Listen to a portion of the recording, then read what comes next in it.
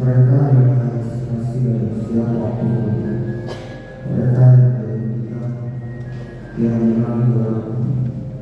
Pak, terima kasih karena menjadi sadar terbaik di hidup, tempat-tempat berenang dan memikirkan banyak hal. Pak, minta maaf untuk perkataan burukku yang melukai hatimu.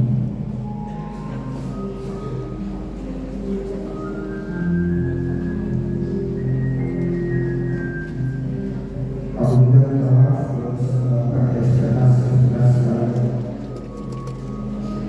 Perbuatan juga adalah